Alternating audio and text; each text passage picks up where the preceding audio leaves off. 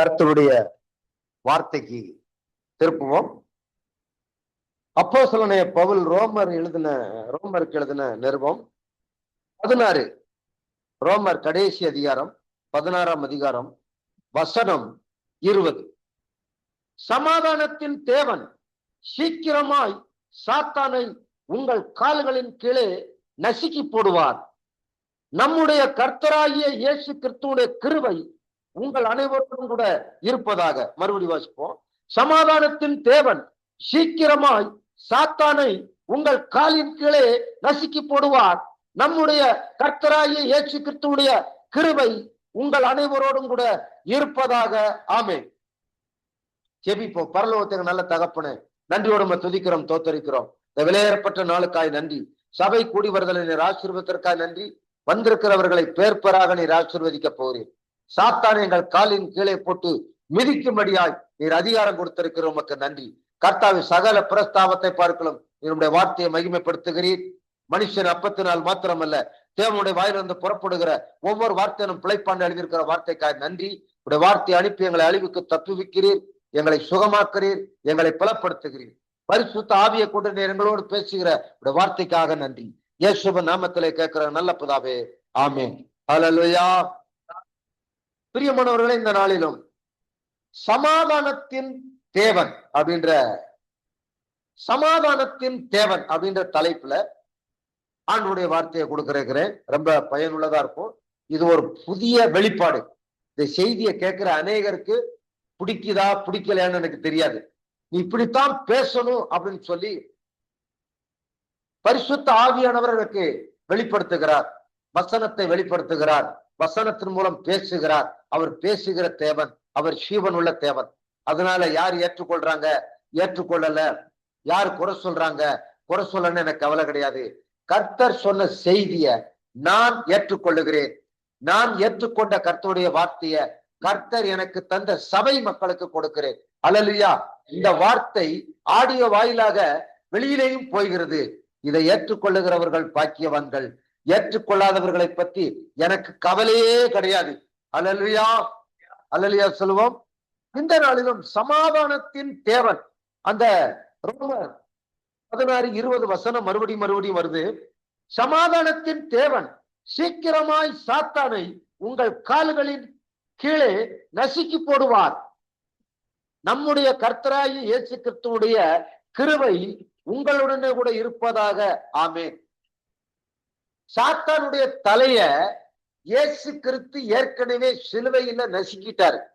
சொல்ல போனா இந்த உலகம் தோன்றுவதற்கு முன்பாகவே ஆதியாகமம் 1ஆம் அதிகாரத்தை நீங்க படிச்சீங்கன்னு சொன்னா அங்க சொல்லப்பட்டிருக்கிறது, சாத்தானுக்கு சொல்லப்படுகிறது, நீ அவருடைய குதிங்காலை நசுக்குவாய், அவரோ உன் தலையை நசுக்குவார். கரங்களை தட்டி கர்த்தரை பொறுத்துங்க.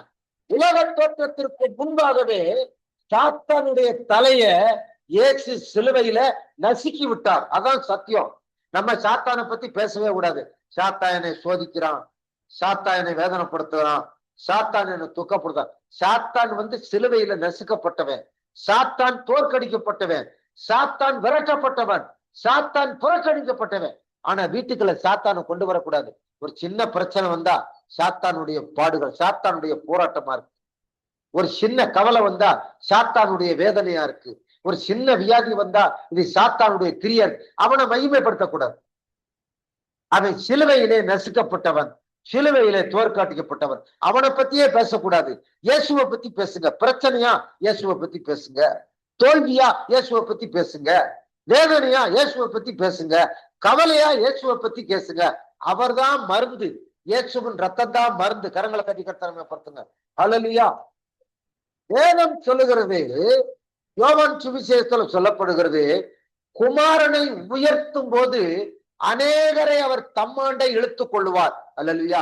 அது இல்ல இது இல்லன்னு சாத்தானை மகிமைப்படுத்துறதுக்கு பதிலா இயேசு நல்லவர், இயேசு வல்லவர், அவரை உயர்த்துங்க. ஆத்துமாக்கள் வருவார்கள், பணம் வரும், பொருளாதாரம் வரும், பிரச்சனைக்கு முடிவு வரும், தோல்விக்கு பிரச்சனைகளுக்கு முடிவு வரும். இயேசுவை பத்தி பேசுங்க. ஒவ்வொரு அடியும் அடைஞ்சா விடுஞ்சா இயேசுவை பத்தி பேசுங்க. இயேசுவை போற்றுங்க, இயேசுவை மகிமைப்படுத்துங்க, இயேசுவை ஆராதுங்க, இயேசுவை துதிங்க, இயேசுவ நாமத்துல ஜெபம் பண்ணுங்க. அதுதான் ஆசீர்வாதத்தின் ரகசியம். அல்லேலூயா. சமாதானத்தின் தேவன் ஏற்கனவே அவன் தலையை நசுக்கி விட்டார், சிலுவையில நசுக்கி விட்டார். பிசாசானவன் அவருடைய குதிங்கால 2 கால ஆணிகளால் சிலுவையில அறைந்தார். சொல்லப்பட்ட வார்த்தை தீர்க்க தரிசனம். அவரோ சாத்தானுடைய தலைய சிலுவையில நசுக்கி விட்டார். கரங்களை தட்டி கர்த்தரை படுத்துங்க. ஹல்லேலூயா. சாத்தான் தொலைந்து விட்டான். சாத்தானுடைய கிரியைகள் அழிக்கப்பட்டது, வறுமை அழிக்கப்பட்டது, கடன்கள் அழிக்கப்பட்டது, தரித்திரம் அழிக்கப்பட்டது, வியாதிகள் பலவீனங்கள் அழிக்கப்பட்டது. நீங்கள் இயேசுவின் பிள்ளைகள். நீங்கள் எதை குறித்தும் கலங்க வேண்டிய அவசியம் இல்லை, பயப்பட வேண்டிய அவசியம் இல்லை, எதிர்காலத்தை குறித்து பயப்பட வேண்டிய அவசியம் இல்லை. உங்களுக்கு ஒளிமயமான எதிர்காலம் இருக்கிறது. தேவனை ஆராதிக்கிற உங்களுக்கு ஒவ்வொருவருக்கும் ஒரு திட்டம் இருக்கிறது. அந்த திட்டம் தேவனுடைய திட்டம். அது பெரிய திட்டம். கரங்களை கட்டி கர்த்தரை படுத்துங்க. ஹல்லேலூயா. சமாதானத்தின் தேவன். முதலாவதாக சமாதானம் என்றால் என்ன அப்படிங்கிறத தெரிஞ்சுக்கணும். சமாதானத்தின் தேவன் அவர் சமாதானத்தை கொடுக்கிறார், சமாதானத்தை அருளுகிறார். யோவான் சுவிசேஷம் 14:27 உலகம் கொடுக்கிற பிரகாரம் நான் உங்களுக்கு கொடுப்பதில்லை, என்னுடைய சமாதானத்தையே வைத்து போகிறேன், உங்கள் இருதயம் கலங்காமலும் பயப்படாமலும் இருப்பதாக. மறுபடியும் சொல்றேன், உலகம் கொடுக்கிற பிரகாரம் நான் கொடுப்பதில்லை, என்னுடைய சமாதானத்தை வைத்து போகிறேன், உங்கள் இருதயம் கலங்காமலும் பயப்படாமலும் இருப்பதாக அப்படின்னு சொல்றார். இந்த வசனத்தை இன்னைக்கு அநேக ஊழியக்காரர்கள் எங்கே பிரசங்கம் பண்றாங்கன்னா, ஒரு வீட்டுல மரணம் நடந்துருச்சுன்னு வைங்க, மரணம் நடந்து அடக்கம் பண்ணிடுவாங்க.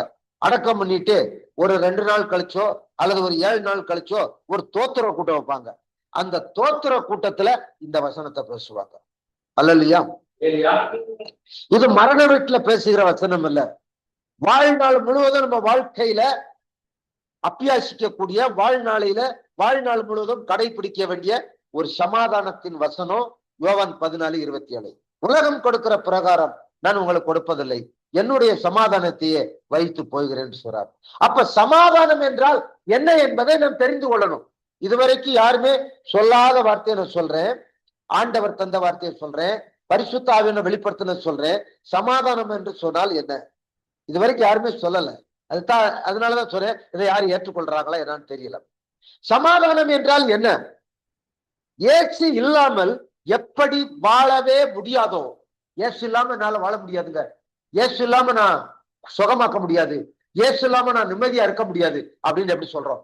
அப்ப இயேசு இருந்தா சமாதானம், இயேசு இருந்தா நிம்மதி, இயேசு இருந்தா உயர்வு, இயேசு இருந்தால் ஆசீர்வாதம். அப்ப இயேசு இல்லாமல் என்னால வாழவே முடியாது அப்படின்னு எப்படி சொல்றோமோ, அது போலவே பணம் இல்லாமல் நாம வாழவே முடியாது. பணம் இல்லாம வாழவே முடியாது. தாய் தகப்பன் இல்லாம கூட வாழ்ந்துடலாம், அண்ணன் தம்பி இல்லாம இருந்தா கூட வாழ்ந்துடலாம், நல்ல நண்பர்கள் இல்லாம கூட வாழ்ந்துடலாம். ஆனால் பணம் இல்லாமல் மனிதன் வாழ முடியாது.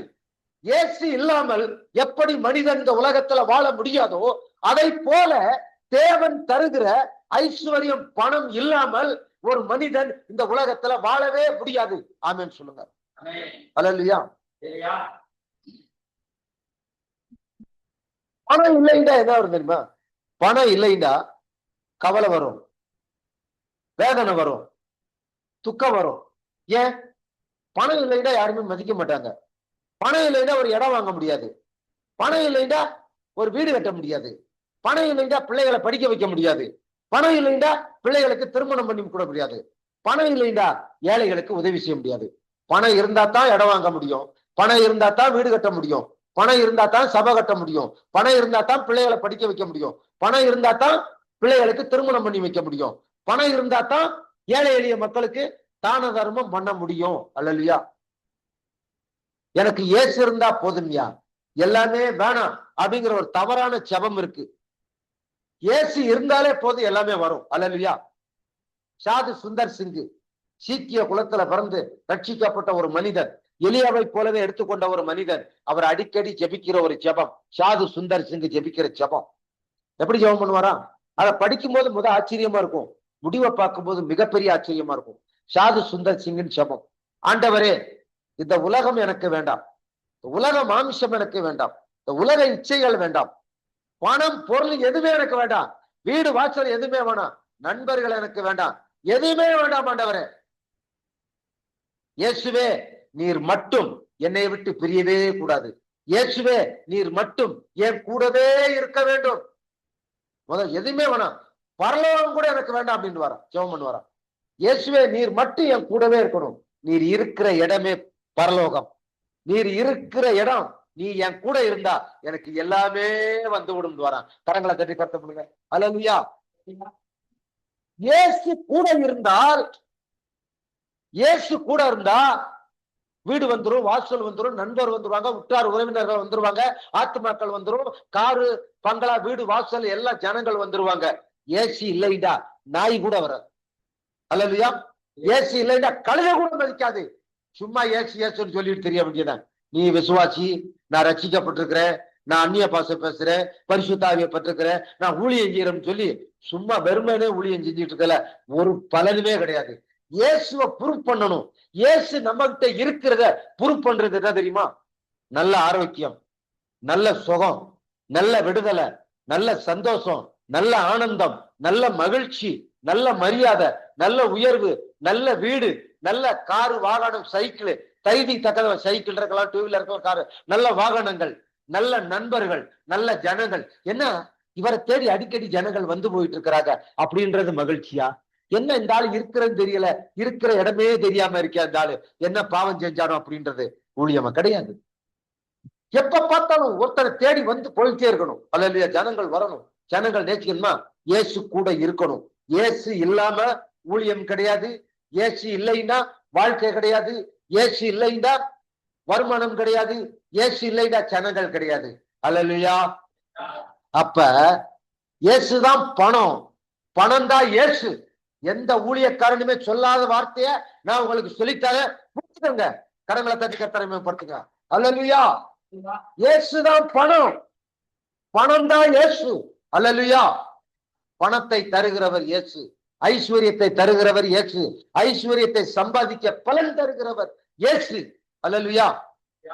அதனால பணத்தை நேசிக்க கூடாது, இயேசுவை நேசிக்கணும். இயேசுவை விட்டு பிரியாம இருக்கணும். இயேசு நம்ம கூட இருக்கணும். யோவான் 15:7 நீங்கள் என்னிலும் என் வார்த்தை உங்களிலும் நிலைத்திருந்தால் நீங்கள் வேண்டிக் கொள்வதெல்லாம் செய்யப்படும்ன்றாரு. முதலாவது முதலாவது முதலாவது இயேசுவை தேடுங்கள், இயேசுவை தேடுங்கள், இயேசுவை தேடுங்கள். மத்தேயு 6:33 முதலாவது தேவனுடைய ராஜ்யத்தையும் நீதியும் தேடுங்கள், அப்பொழுது இவைகள் எல்லாம் கூட உங்களுக்கு கொடுக்கப்படும். சங்கீதம் 34:10 சிங்கக்குட்டிகள் தாழ்ச்சி அடைந்து பட்டினியா இருக்கும் கர்த்தரை தேடுகிற நமக்கோ ஒரு நன்மையும் குறைபடாது. கரங்களை தட்டி கர்த்தரை முற்படுத்துங்க. அல்லேலூயா. அப்ப இயேசுவை தேடுங்க.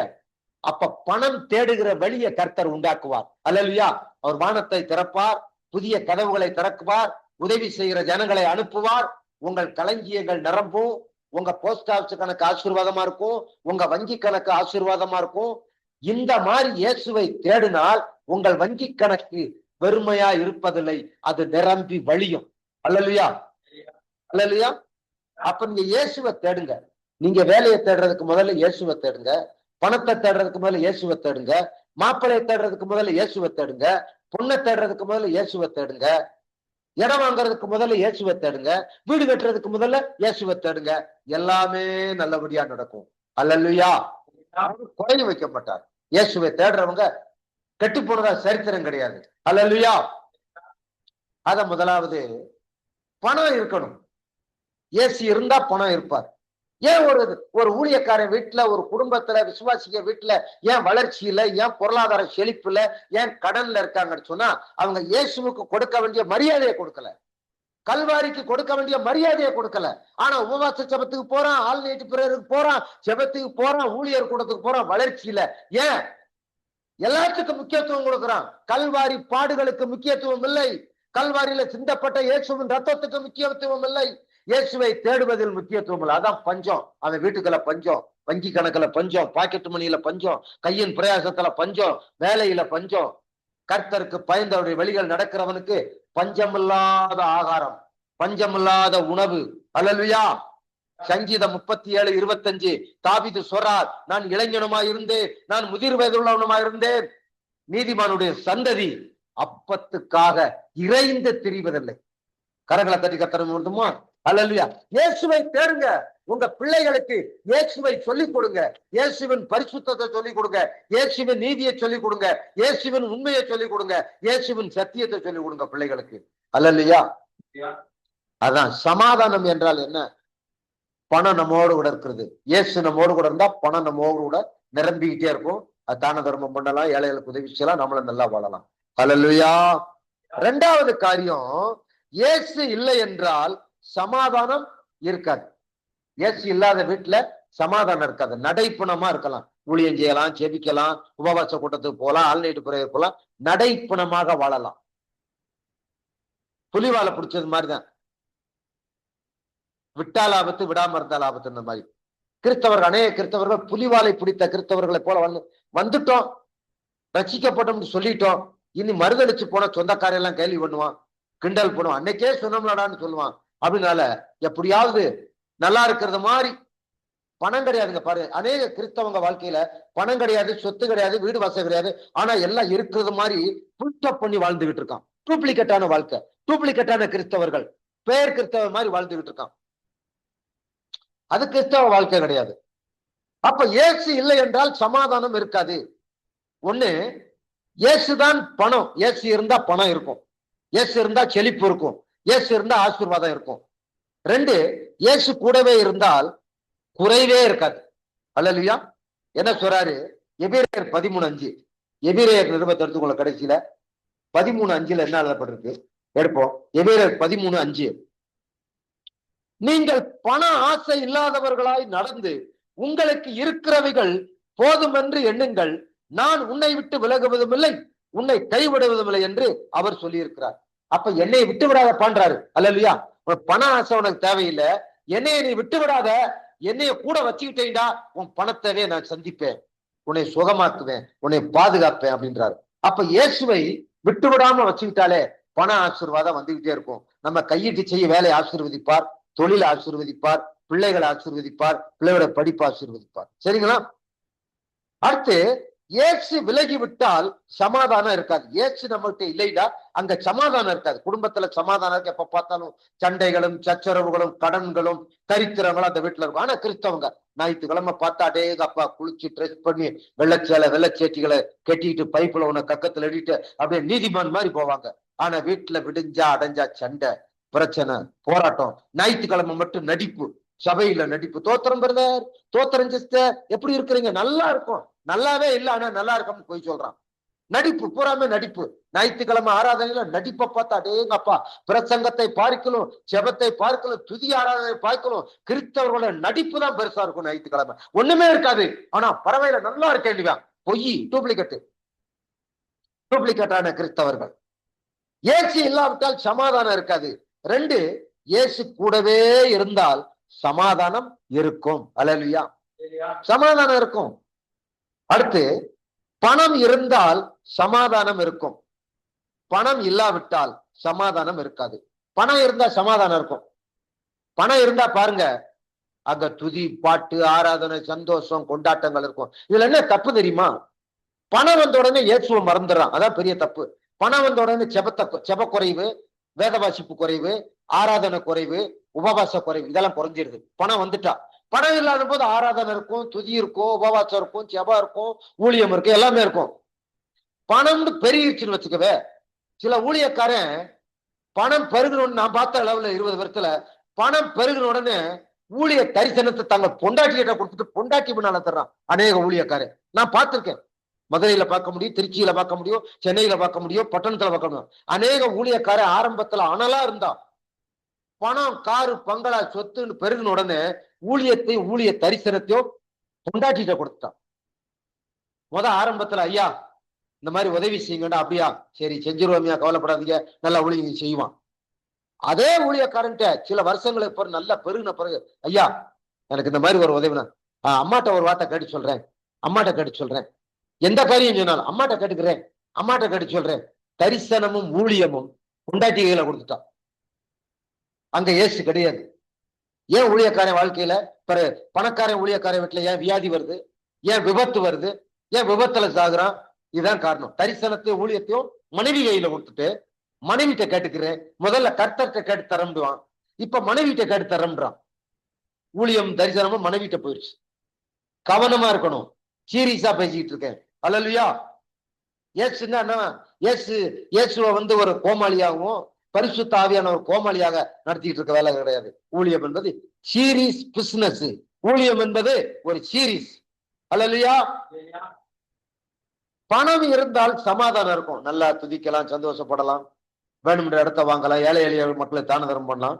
2 பணம் இல்லாவிட்டால் சமாதானம் இருக்காது. இருக்கிற இடமே தெரியாது. ஊழியத்துக்கு போக மாட்டாங்க, ஜெபம் பண்ண மாட்டாங்க, அவன் பாட்டு அப்படியே ஏனோ தானோன்னு கிடப்பான். சங்கீதம் 34:10 சிங்க குட்டிகள் தாழ்ச்சி எடுத்து பட்டினியா இருக்கும், கர்த்தரை தேர்வதற்கோ எத்தனை நன்மைகள், ஒரு நன்மையும் குறையக்கூடாது. மத்தேயு 6:33 முதலாவது தேவனுடைய ராஜ்யத்தையும் அவருடைய நீதியையும் தேடுங்கள், அப்பொழுது இவைகள் எல்லாம் கூட உங்களுக்கு கொடுக்கப்படும். சார் கரங்களை தட்டி கத்தரங்கப்படுது. அல்லேலூயா. தேவன் உங்களை அழைத்திருக்கிறார். இங்க இருக்கிற சிறுபிள்ளைகள், ஆராதனை வந்து உட்கார்ந்து இருக்கிற சிறுபிள்ளைகளை தாயின் கருவிலே ஆண்டவர் தெரிந்திருக்கிறார். உலக தோற்றத்திற்கு முன்பாக ஆண்டவர் தெரிந்திருக்கிறார். அதனாலதான் நீங்க வந்து உட்கார்ந்து இருக்கிறீங்க. நீங்க இனி தரித்திரர்கள் என்று எண்ணாதீங்க, ஏழை என்று எண்ணாதீங்க. விசுவாசிங்க, இயேசுவை நம்புங்க. கல்வாரி சிலுவையில உங்களுக்காக ஒரு பாடுபட்டிருக்கிறார், தரித்திரம் பெற்றிருக்கிறார். நீங்க நல்லா இருப்பீங்க, உங்க சந்ததி நல்லா இருக்கும், வீடு வாசலை கட்டுவீர்கள், குடியிருப்பீர்கள், இவரை ஆராதிப்பவர்களை மகிமைப்படுத்துவீர்கள். அதுதான் கிறிஸ்தவ வாழ்க்கை. அல்லேலூயா. மூன்றாவது, கடைசியாக, சமாதானத்தை நதியை போல பருக பண்ற தேவன். சமாதானத்தின் தேவன் இப்ப என்ன பண்றாரு? சமாதானத்தை எப்படி அனுப்புறாராம்? நதியை போல. உங்க வீட்டுக்கு ஆசீர்வாதம் வந்தாலும் மழை போலதான் வரும். ஆசீர்வாதமான மழை நதி போலதான் பணப்பெருக்கம் வரும். நதி போல ஜனங்கள் வருவார்கள். நதி எப்படி புரண்டு ஓடும் அந்த மாதிரி ஆத்துமாக்கள் வருவார்கள். பணமும் செழிப்பும் அப்படித்தான் பெருக பண்ணுவாரு. அல்லேலூயா. ஏசாயா தீர்க்கதரிசியின் புத்தகம் 48 எடுத்துக்கொள்ளுங்கள். ஏசாயா தீர்க்கதரிசி 48, 49வது பக்கம், பழைய ஏற்பாடு. ஏசாயா தீர்க்கதரிசி புத்தகம் 48ல 3 வசனங்களை வாசிக்க போறேன். 4 வசனம் 10, 17, 18, 19. ஏசாயா தீர்க்கதரிசி புத்தகம் 48ல முதல்ல 10. இதோ உன்னை புடமிட்டேன், ஆனாலும் வெள்ளியை போலல்ல, உபத்திரவத்தின் குகையிலே உன்னை தெரிந்து கொண்டேன். ஏன் தேவன் வந்து உங்களை உடனடியாக ஆசீர்வாதம் கொடுக்கல? புடமிட்டேன்னு சொல்றாரு. நீ ஒழுங்கா நிப்பையா, விசுவாசத்துல நிப்பையா, நிலைச்சிருப்பையா, கொடுக்கிற பணத்தை உண்மையா செலவழிப்பையா, உண்மையா ஆராதிப்பையா, உண்மையா சாட்சியா இருப்பன்னு சொல்லி உன்னை வணைகிறாரு, உன்னை புடமிடுகிறாரு. மனம் திரும்பி ஆண்டவரை ஏற்றுக்கொண்டு ரட்சிக்கப்பட்டு ஞானஸ்நானமிட பரிசுத்தாவியை கொடுக்கிறாரு, உபத்திரவத்தை கொடுக்கிறாரு, பாடுகளை கொடுக்கிறாரு, எதிர்ப்பை கொடுக்கிறாரு, பரியாசங்களை கொடுக்கிறாரு. ஏன் இதெல்லாம் உடனே நீக்கவில்லை? உன்னை புடமிடுகிறார். முதல்லயே நிறைய பணத்தை கொடுத்துட்டா உன் பணத்தை பூரா அந்நியனுக்கு கொடுத்துருவார், சொந்தக்காரனுக்கு கொடுத்துருவார். சொந்தக்காரன் வந்து கும்மி அடிச்சு திண்டு விட்டு போயிடுவான். பாவிகள் வந்து கும்மி அடிச்சு திண்டு விட்டு போயிடுவான். அத நீ வந்து பணத்தை பாதுகாக்கணும், கர்த்தருடைய பணத்தை அப்படி பாதுகாக்கணும், நீ அனுபவிக்கணும். ஏசாயா தீர்க்கதரிசி புத்தகம் 62:8 இனி உன் தானியத்தை அந்நியன் புசிப்பதில்லை, உன் திராட்சை ரசத்தையும் அந்நியன் புசிப்பதில்லை என்றாரு. அப்ப கர்த்தர் தடுகிற ஆசீர்வாதங்கள் பணம் அந்நியனுக்கு கிடையாது, ரட்சிக்கப்படாத ஜனங்களுக்கு கிடையாது, ரட்சிக்கப்பட்டவனுக்கு, ரட்சிக்கப்பட்ட ஏழைகளுக்கு, ரட்சிக்கப்பட்ட தரித்திரர்களுக்கு கொடுக்கணும். பலவீன ரட்சிக்கப்படாதவன் சொன்ன அவன் தாய் தகப்ப இருக்கக்கூடாது, ஏழையா இருக்கணும், புறக்கணிக்கப்பட்டவன், தள்ளப்பட்டவன், ஒடுக்கப்பட்டவனுக்கு நன்மை செய்யணும். கற்றுக் கொடுப்பதற்காக உன்னை புடமிட்டேன், ஆனாலும் வெள்ளியை போலல்ல, உபத்திரவத்தின் குகையில நான் உன்னை தெரிந்து கொண்டேன் அப்படிங்கிறார். அல்லேலூயா. உன்னை கற்றுக் கொடுக்கிறது தான். ஆபிரகாம உடனே தேவன் ஆசீர்வதிக்கல, ஒரு 15-17 வருஷம் கழித்து ஆசீர்வதிக்கிறாரு, 25 வருஷம் கழிச்சு ஆசீர்வதிக்கிறாரு, வாக்குத்தத்தத்தை நிறைவேற்றாரு. யோசேப்ப குழியில போட்டாங்க, உடனே ஆசீர்வதிக்கல, 13 வருஷம் சிறையில போட்டு கற்றுக் கொடுத்துதான் ராஜாவாக்குறாரு. அதனால உங்களை ராஜாக்களும் ஆச்சரியம் ஆக்குறதுக்கு கர்த்தர் உங்களை வணைகிறார். சொல்லுங்க, கர்த்தர் என்னை வணைகிறார். சொல்லுங்க, கர்த்தர் என்னை உருவாக்குகிறார், கர்த்தர் என்னை அழைத்திருக்கிறார், நிச்சயமாகவே அவர் என்னை ஆசீர்வதிப்பார். தோல்வி என்பது எனக்கு இல்லை. கரங்களை கட்டி கர்த்தரை மேம்படுத்துங்க. அல்லேலூயா. ஏசாயா 48:17 என்ன சொல்றாரு? இஸ்ரவேலின் பரிசுத்தரா இருக்கிற உன் மீட்பரான கர்த்தர் சொல்லுகிறதாவது, பிரயோஜனமாயிருக்கிறதை உனக்கு போதித்து நீ நடக்க வேண்டிய வழியிலே உன்னை நடத்துகிற உன் தேவனாகிய கர்த்தரானவர். ஏன் உன்னை புடமிட்டார்? ஏன் தோல்வியை கொடுத்தார்? ஏன் நஷ்டத்தை கொடுத்தார்? ஏன் இழப்பை கொடுத்தார்? ஏன் மரணத்தை கொடுத்தார்? ஏன் மரணம் வரைக்கும் உன்னை கொண்டு போனார்? உனக்கு கற்றுக் கொடுப்பதற்காக. ஜீவன் உள்ள தேவனை கண்டுகொண்ட நீ வழி விலகி போனையில மறுபடியும் தன் பக்கம் விளக்குறார். நீதிமானுடைய சந்ததி விடுவிக்கப்படும் என்று கர்த்தர் சொல்லுகிறார். அல்லேலூயா. பிரயோஜனமாயிருக்கிறது நான் உனக்கு போதித்து என்னுடைய வழியிலே உன்னை நடத்துவேன் அப்படின்னு சொல்றாரு. அப்படி சொல்லிட்டு என்ன சொல்றாரு? 18வது வசனம், என் கற்பனைகளை கவனித்தானால் நலமாயிருக்கும், அப்பொழுது உன் சமாதானம் நதியை போலும் உன் நீதி சமுத்திரத்தின் அலைகளை போல இருக்கும். என்ன சொல்றாரு? என் கற்பனைகளை விட்டு நீ விலகி போன, அதான் நஷ்டம், அதான் ஏமாற்றம், அதான் தோல்வி, அதான் நீ ஏழையா இருக்கிற, அதான் கடன்ல இருக்க. என் கற்பனைகளை கை கொள்ளல, நீ எதற்காக வந்த அந்த நோக்கத்தை நீ செய்யல, என்னைய பிரியப்படுத்தல, அதனால உனக்கு பிரச்சனை, போராட்டம், கவலை, கஷ்டங்கள், வேதனை, துயரங்கள், மரணம் அப்படின்றார். இப்ப என் கற்பனைகளை நீ கவனித்தாயானால், மறுபடியும் எழும்பு, மறுபடியும் என் கற்பனைகளை கவனித்தால் நதியை போல சமாதானத்தை கொடுப்பேன். கரங்களை தட்டி கத்தனம் மட்டுமா? நீ இழந்து போனதை நாலாத்தனைய தருவார். துன்பத்தை கண்ட வருஷங்களுக்கு தக்கதாய் நாலாத்தனைய திரும்ப தருகிற தேவன், சமாதானத்தின் தேவன், அவர் அரவணைக்கிற தேவன், அற்புதத்தின் தேவன், மறுபடியும் சேர்த்துக் கொள்ளுகிற தேவன், விழுந்து போன தாவீதின் கூடாரத்தை மறுபடியுமாக எழும்ப கட்டுகிற தேவன். இந்த செய்தியை கேட்கிற நீங்கள் பாக்கியவான்கள். நீங்கள் சோர்ந்து போகக்கூடாது, வழி விலகி போயிடக்கூடாது. எழும்பி நிற்கணும், அவரை துதிக்கணும், அவர் கற்பனைகளை கைகொள்ளணும், இரவும் பகலும் கர்த்தருடைய வேதத்தை வாசிக்கணும், தியானிக்கணும், அதன்படி நடக்கணும். ஒரு அர்ப்பணிக்கப்பட்ட வாழ்க்கை, கிரயம் செலுத்தப்பட்ட வாழ்க்கை. நீங்கள் கிரயத்துக்கு கொல்லப்பட்டவர்கள், இனி ஒருவனுக்கும் நீங்கள் அடிமை இல்லை. ஹல்லேலூயா. அந்த மாதிரியான ஒரு அற்புதமான வாழ்க்கை. கடைசி 19வது வசனம், அப்பொழுது உன் சந்ததி என்ன சொல்றாரு? சமாதானத்தை நதியை போல அனுப்பும் போது, அப்பொழுது உன் சந்ததி, நீ மட்டுமல்ல உன் சந்ததி மணலா தனையாகவும் உன் கற்ப பிறப்பு அதன் அணுக்களா தனையாகவும் இருக்கும். அப்பொழுது அதன் பெயர் நம்மை விட்டு அற்று போகாமலும் அழிக்கப்படாமல் இருக்கும். அல்லேலூயா. உன் சந்ததி எப்படி இருக்கும்? உன் சந்ததி பொருளாதார ஆசீர்வாதங்கள், சனங்கள் மணலா தனையா பெருக்கப்படுவாரா? கரங்களை தட்டி கத்தப்படுத்துங்க. அல்லேலூயா. தோல்வி நமக்கு கிடையாது. தோல்வி என்பது நமக்கு கிடையாது. தோல்வி நம் மனப்பான்மை நமக்கு இருக்கக்கூடாது. இருதயத்துல கசப்பு, வைராக்கியம், போட்டி, போராமைகள், சண்டைகள், துர்க்குணங்கள் இருக்கக்கூடாது. அல்லேலூயா. முதல்ல நம்ம சொந்தக்காரன், உறவினர்கள் தேவைதான். அவனுக்கு முன்பாக நாம் நீதிமான்களாய், ராஜாக்களாய், இயேசுவுக்காக வாழணும். அப்படி வாழணும்னா நம்ம சொந்தக்காரன் நம்ம இழுத்துட்டு போயிடுவான் நரகத்துக்கு. அல்லேலூயா. நம்ம வாழணும். நம்ம மனம் திரும்பும் போது சொந்தக்காரன் கிடையாது. நம்ம மனம் திரும்பி ரட்சிக்கப்படும் போது உறவினர் கிடையாது, நண்பர்கள் கிடையாது, சனங்கள் கிடையாது. அனாதையாய் விடப்பட்டிருந்தோம், மரணத்துக்கு நேராக போய் கொண்டிருந்தோம், மரணத்துல தள்ளப்பட்டோம். மருத்துவர், டாக்டர்கள், செத்துப்பவன்கள் கைவிட்டான். அன்னைக்கு இயேசுதான் வந்தாரு, எந்த சொந்தக்காரன்னு வரல. இன்னைக்கு நல்லா வரும்போது கவனமா இருக்கணும். இயேசு தருகிற ஆசீர்வாதத்தை, இயேசு தருகிற நன்மைய, இயேசு தருகிற உயர்வை, இயேசு தருகிற மேன்மைய சொந்தக்காரனா இருக்கட்டும், பந்தக்காரனா இருக்கட்டும், அழித்து விடாதபடிக்கு கவனமாயிருப்போமானால் நம்ம உயர்த்தப்படுவோம். நம்ம உயர்த்தப்படும் போது இந்த சொந்தக்காரன்லாம் இயேசு ஏற்றுக்கொள்ளுவான். இல்ல, இன்னைக்கு இல்லாத நிலைமையில நம்ம அவனோடு நம்ம என்ன செய்யும்? மனிதர்களை பிரியப்படுத்துறோம். அவன் ஒரு காலம் ரட்சிக்கப்படாம இருக்கிறதுக்கு நம்ம தான் இடர்லதான் இருக்கிறோம். அல்லேலூயா. அந்த இடர்களை விட்டு விலகி இயேசுவுக்குள் நிலைத்திருக்கணும். அவர் சுகத்தை கொடுப்பார், பலத்தை கொடுப்பார், ஆரோக்கியத்தை கொடுப்பார், கையின் பிரயாசங்களை ஆசீர்வதிப்பார். கடைசியாக நம்ம வாசிக்க வேண்டியது இந்த தெரிந்து கொண்டேன் சொல்றாரு 10வது வசனத்துல, போதித்து வழி நடத்துகிற தேவன் 17வது வசனத்துல, கற்பனைகளை கைகொள்ளும்படி சொல்லுகிறார் 18ல.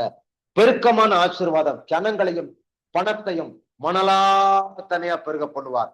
எழுந்து ஜெபிப்போம். ஹல்லேலூயா, ஹல்லேலூயா, ஹல்லேலூயா. ஜெபத்தை கேட்கிறவரே, மாம்சமான யாவரும் உம்மிடத்தில் வருவார்கள். உம்மை துதிக்கிறோம், தோத்தரிக்கிறோம். வாயை திறந்து தோத்திரம் பண்ணுங்க. ஆண்டவரே, ஆண்டவரே, என்னை தோத்தரிக்கிறோம். ஆண்டவரே, எனக்கு நல்ல வார்த்தையை கொடுத்ததற்காக தோத்திரம். எல்லாரும் தோத்திரம் பண்ணுங்க. தோத்திரம் ஆண்டவரே. நல்ல தகப்பனே, நமக்கு தோத்திரம். இயேசுக்கு கரங்களை தட்டி தோத்திரம் பண்ணுவோம். பரிசுத்த ஆவியானவர் தோத்திரப்படுத்தி மகிமைப்படுத்துவோம். கர்த்தருடைய வார்த்தை வந்திருக்கிறது. இனி உங்களுக்கு தோல்வி கிடையாது, இனி உங்களுக்கு கண்ணீர் கிடையாது, இனி உங்களுக்கு வேதனை கிடையாது.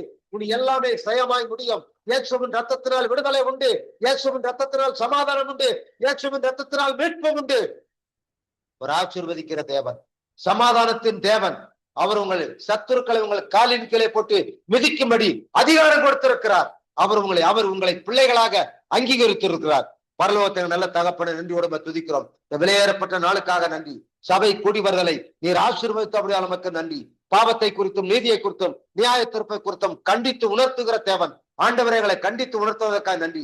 எங்களை சத்தியத்துக்கு நேராய் நிற்பதற்காக நன்றி. உடைய சமாதானத்துக்கு நேராய் நடத்துவதற்காக நன்றி. உடைய பணம் ஐஸ்வர்யத்துக்கு நேராய் எங்களை திருப்புவதற்காக நன்றி. எங்கள் இருதயத்தை உமது பக்கமாய் திருப்புவதற்காக நமக்கு நன்றி.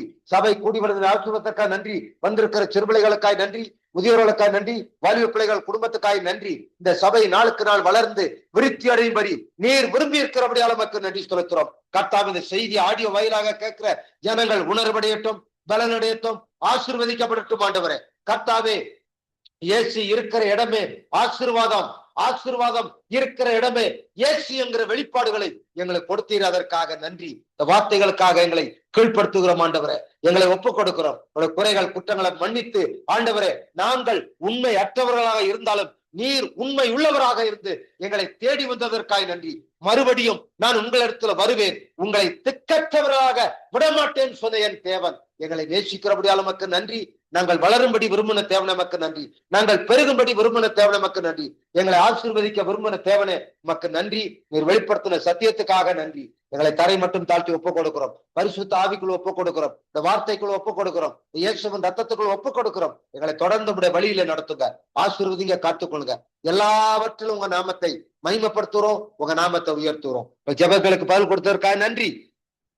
எல்லா துதி கன மகிமையெல்லாம் கொடுக்க செலுத்துறோம். எங்கள் மீட்பரச்சரமா இருக்கிற இயேசுவின் நாமத்தில ஜெபிக்கிறோம் எங்கள் பரிசுத்தமுள்ள நல்ல பிதாவே, ஆமென். என் ஆத்துமாவே கர்த்தரை தோத்திரி, என் முழு உலமையோட பரிசுத்த நாமத்தை தோத்திரி. என் ஆத்துமாவே கர்த்தரை தோத்திரி, அவர் செய்த சகல உபகாரங்களையும் மறவாதே, ஆமென். நம்முடைய கர்த்தராகிய இயேசுவின் கிருபையும் பிதாவாகிய தேவனுடைய அன்பும் பரிசுத்தாவுடைய அன்பும் ஐக்கியமும் சந்தோஷமும் சமாதானமும் இன்றும் என்னும் சதா காலங்களிலும் நாம் அனைவரோடும் கூட என்றென்றைக்கும் தங்கி இருப்பதாக. ஆமென், ஆமென். ஹல்லேலூயா, ஹல்லேலூயா.